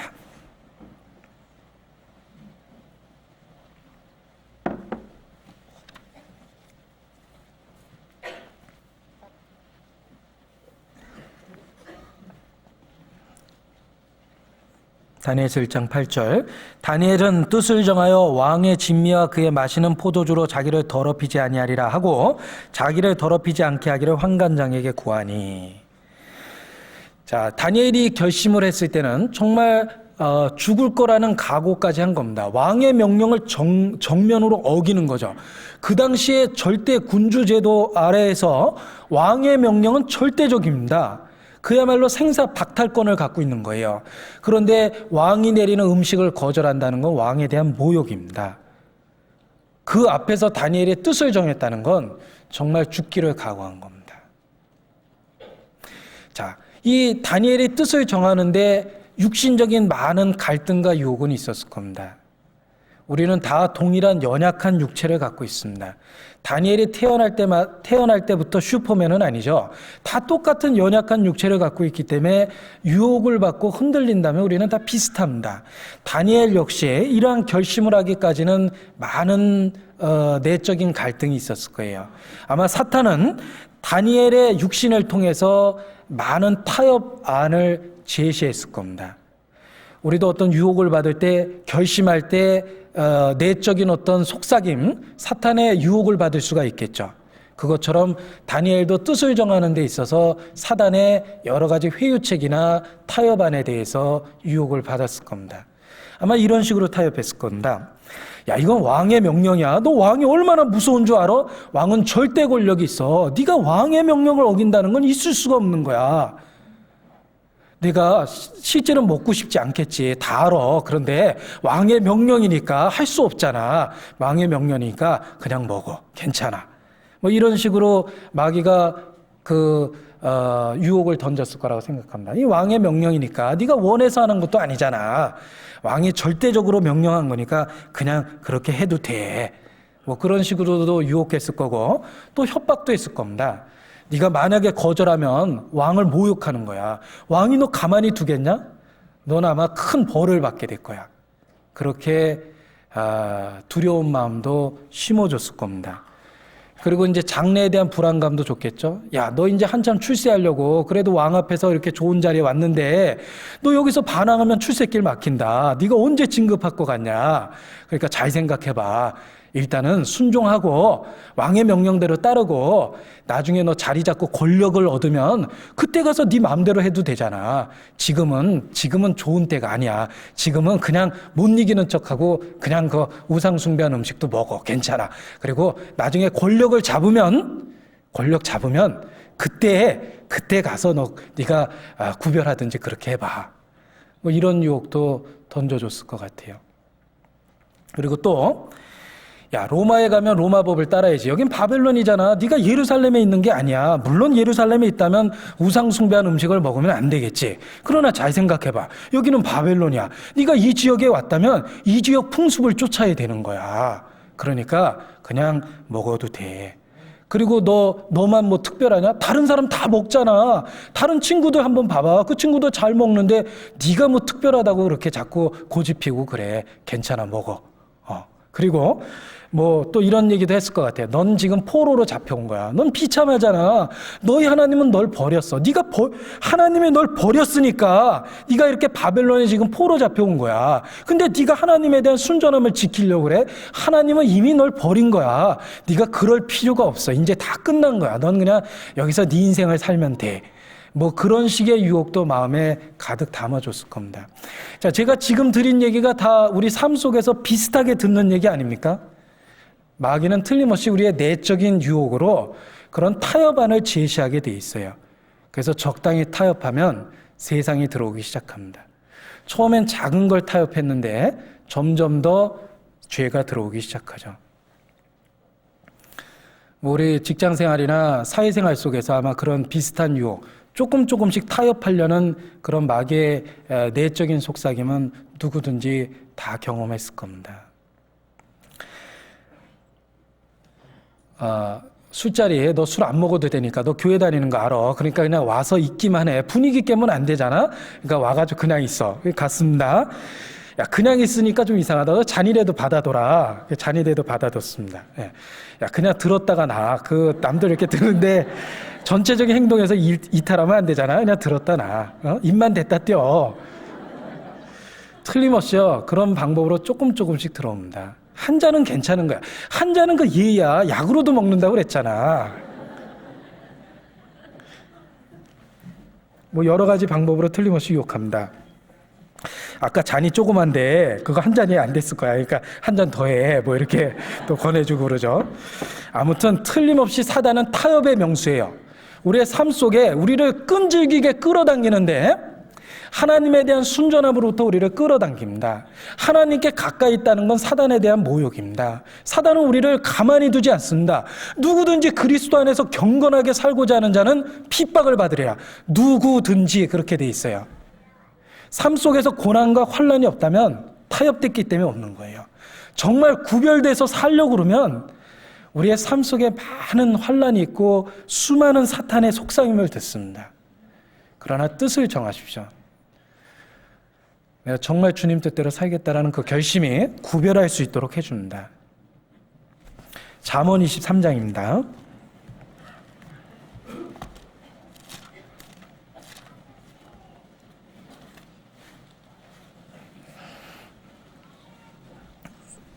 (6절입니다)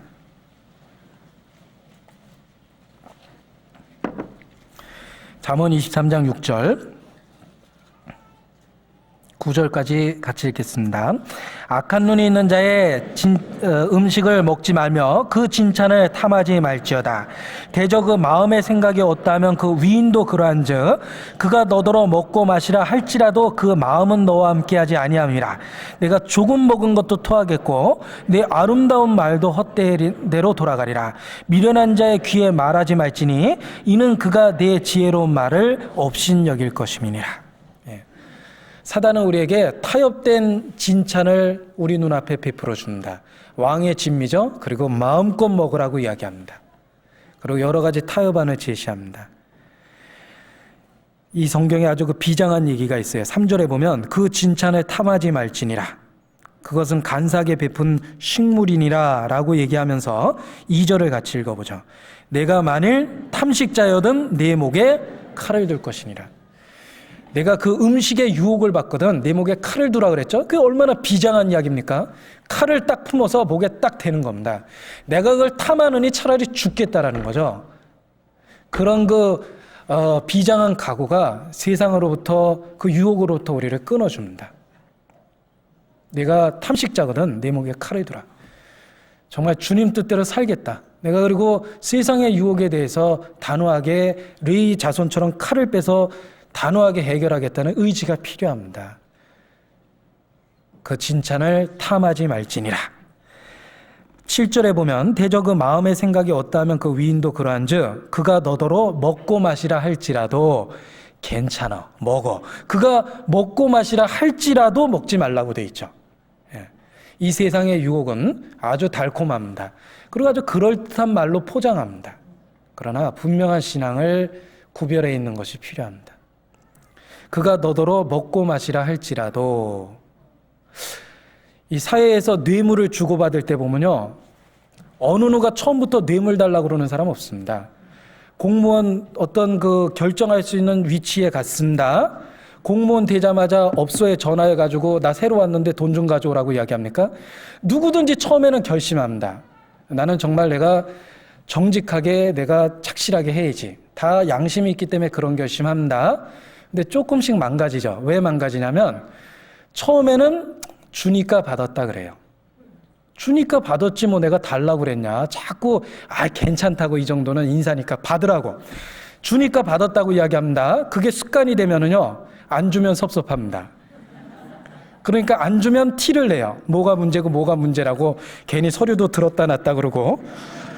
그러면은 그 사람이 대번에 눈치가 있죠. 그러면 이제 그때 가져와요. 그때는 자기도 모르게 요구한 거예요. 누구든지 처음부터 비리 공무원 되는 게 아니라요, 주니까 받았다고 얘기합니다. 타락도 그런 거예요. 나는 안 그러려고 그랬는데 자꾸 그래서 그랬다. 근데 그건 시작입니다. 그리고 나중에는 자기의 적극적인 의지로 타락합니다. 그렇게 되기 전에 그 악한 자의 진찬에 탐하지 마라. 탐식자거든 내 목에 칼을 두라. 뜻을 정하고 처음부터 딱 끊는 게 필요합니다. 그러면 왕한테 맞아 죽을 것 같았지만 하나님은 함께 하셨습니다. 하나님은 환경을 주관하십니다. 환경을 주관하셔서 다니엘과 그의 친구들을 오히려 잘 될 수 있도록 역사하셨습니다. 다니엘의 뜻을 정했을 때 왕한테 죽임을 당한 게 아니에요. 왕의 총애를 얻고 인정을 받고 높은 위치에 올라갑니다. 다니엘서 다시 한번 보겠습니다. 다니엘서 1장 9절입니다.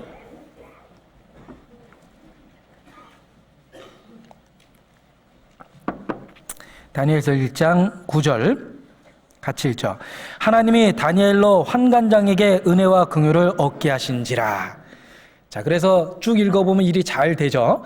환관장에게 은혜와 긍휼을 얻게 하셨어요. 누가? 하나님이. 하나님은 다니엘의 그런 마음을 통해 역사하시고 환경을 주관하셔서 오히려 좋은 결과가 되도록 바꿔주셨습니다. 잠언 16장입니다. 잠언 16장 7절입니다.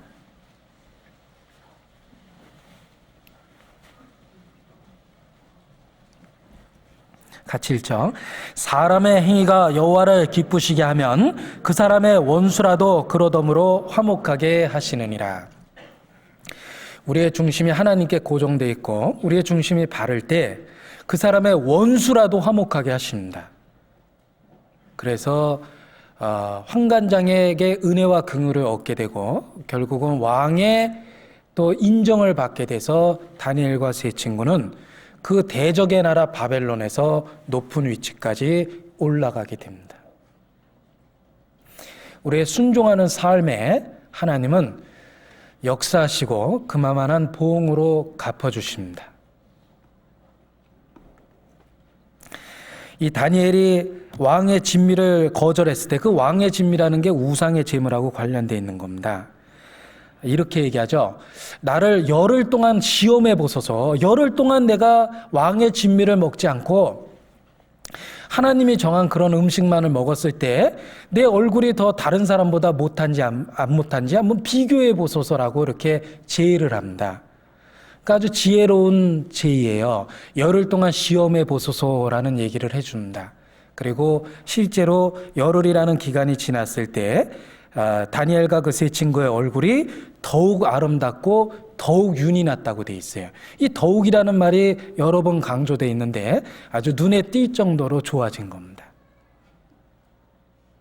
자, 열흘 동안 시험하여 보소서. 이 말은 아주 지혜로운 말입니다. 우리도 삶 속에서 그걸 배울 필요가 있어요. 저희 교회를 오해하고 있는 사람들이 있습니다. 정말 저희 모임을 가까이 접해보면 너무나 성경적이고, 그리고 우리 안에서 실질적인 삶의 변화가 있지 않습니까?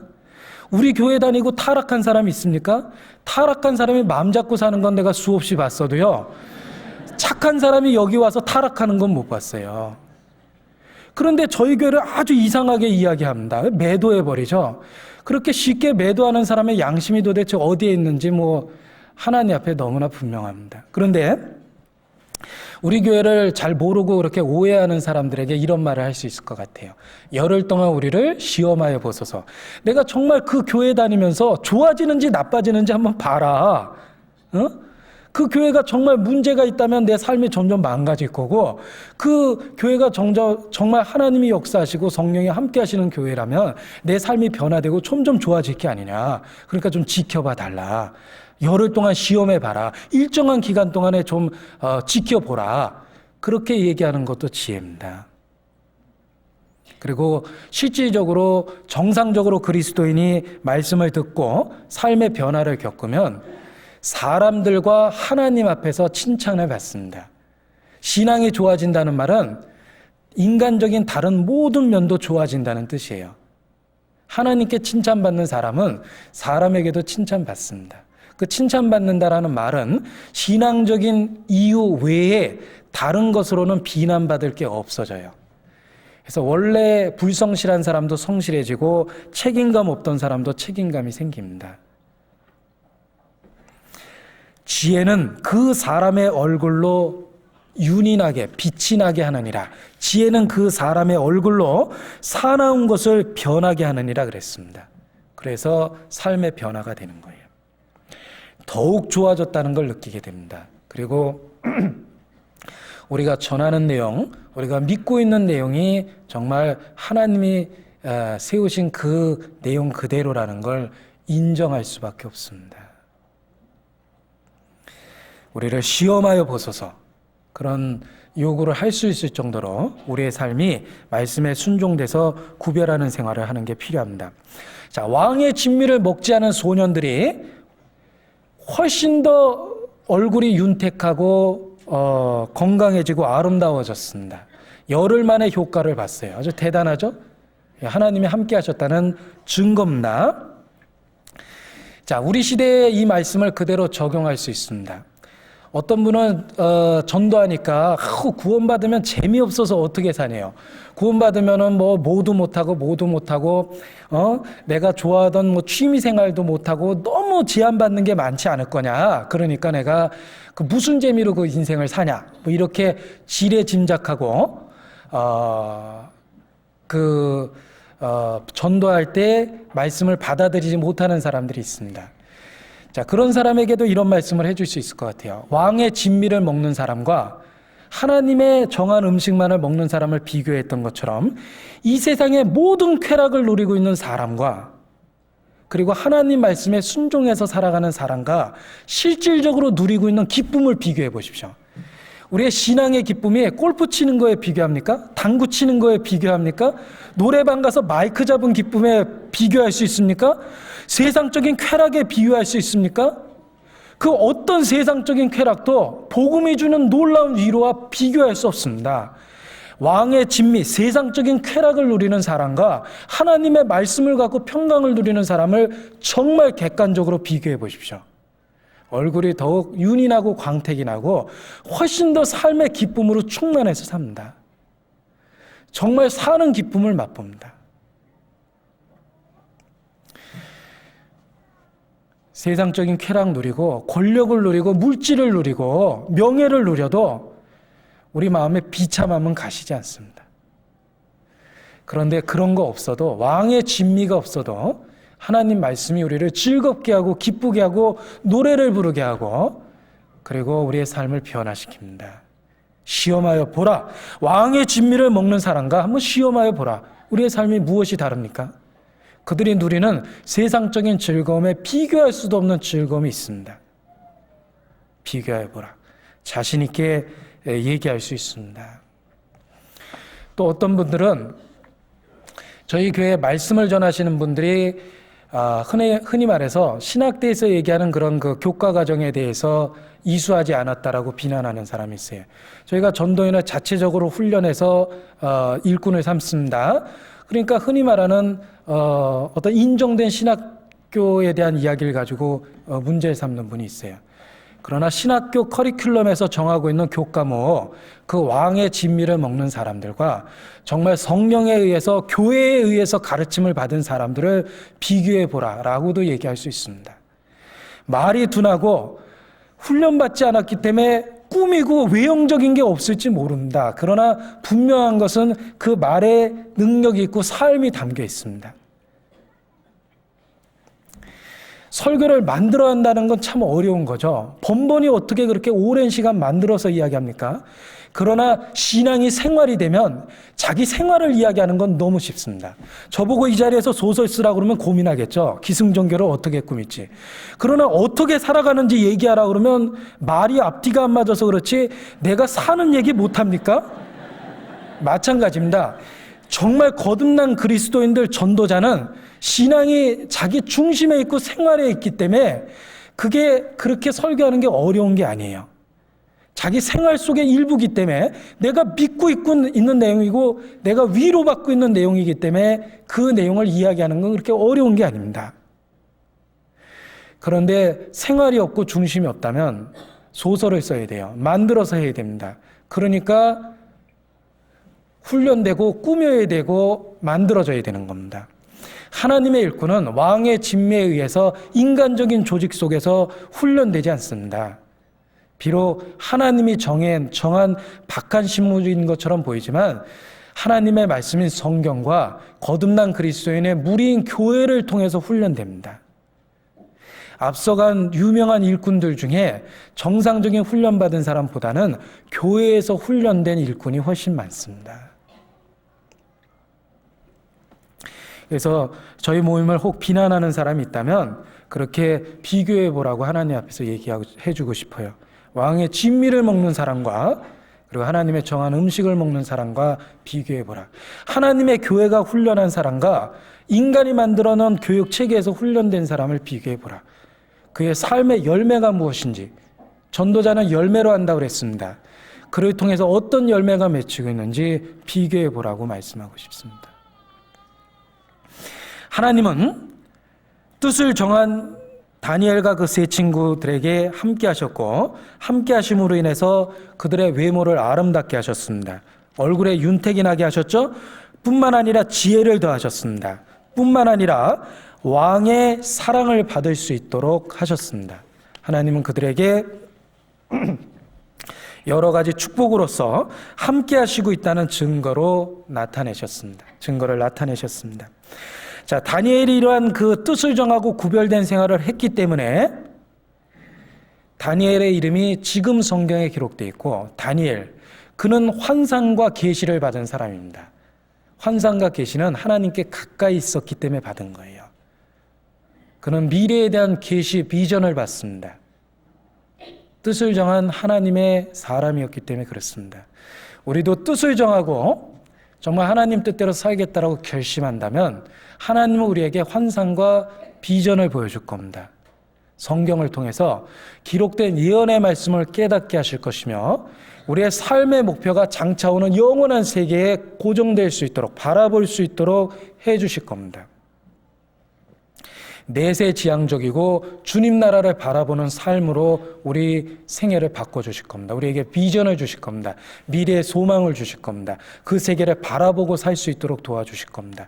다니엘에게 환상과 계시를 준 하나님은 우리에게 영원한 천국의 소망을 확신시켜주고 그 세계를 위해서 지금 오늘 살 수 있도록 도와주시고 일깨워주시고 권면해 주실 겁니다. 뜻을 정한 다니엘, 우리도 매일 하나님 앞에 주님 뜻대로 살겠다라는 뜻을 정해야 됩니다. 그리고 그렇게 살 수 있도록 기도해야 됩니다.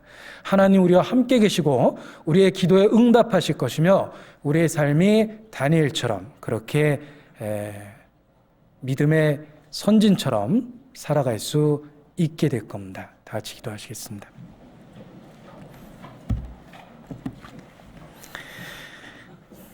아버지 하나님, 우리 각 사람 마음을 주관하시고 권면하여 주셔서 주님 앞에 뜻을 세우고 주님 뜻대로 살겠다라는 결심을 분명히 할 수 있도록 인도하여 주시옵소서. 나를 따라오라는 주님의 명령에 망설임 없이 쫓아갔던 제자들처럼 우리도 그렇게 주님을 쫓아갈 수 있도록 매일의 삶 속에서 가르쳐 주시고 주관하여 주시기를 부탁합니다. 더 이상 육신에 빠져 허송세월하지 않도록, 타협하지 않도록, 이 세상 것이 우리 마음에 들어오지 않도록 구별하여 주시고 주관하여 주시옵소서.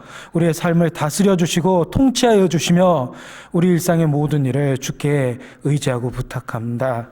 주님, 잠시 후에 주님 나라에 이를 때까지 보존하여 주시고 이 세상 더럽고 헛된 것에 마음 뺏기지 않도록 우리 마음을 교훈하여 주시옵소서. 전국적으로 진행되고 있는 전도 집회 기억해 주시고 능력 가운데 함께해 주시기를 또한 이 시간 같은 마음으로 기도합니다. 언제나 우리를 사랑하시고 함께 하시는 우리 구주 예수님의 이름으로 기도드렸습니다. 아멘. 찬송하시겠습니다. 찬송가 542장입니다.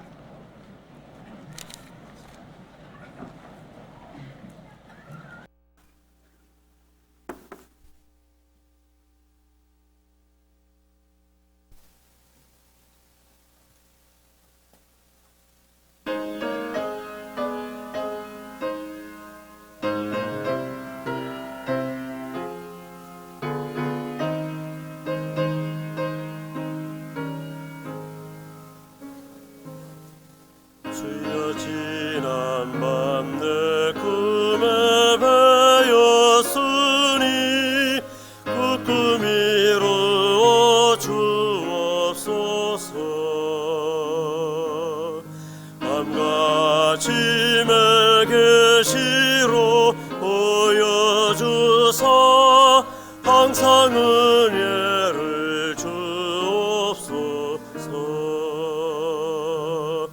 나의 놀라운 꿈 정령 남이 키는 장차 그 은혜 받을 편이 나의 놀라운 꿈 정령 이루어져 주님 얼굴을 배우리라. 마음 괴롭고 아파서 낙심될 때 내게 소망을 주셨으며 내가 영광의 주님을 알아보니 앞길 환하게 보이도다. 나의 놀라운 꿈 정녕 남이 끼는 장차 큰 은혜 받을 편이 나의 놀라운 꿈 정녕 이루어져 주님 얼굴을 배우리라. 세상 풍조는 나날이 갈리어도 나는 내 믿음 지키리니 인생 살다가 죽음이 은 같으나 오직 내 꿈은 잠되리라. 나의 놀라운 꿈 정녕 남이 끼는 장차 큰 은혜 받을 편이 나의 놀라운 꿈 정녕 이루어져 주님 얼굴을 배우리라.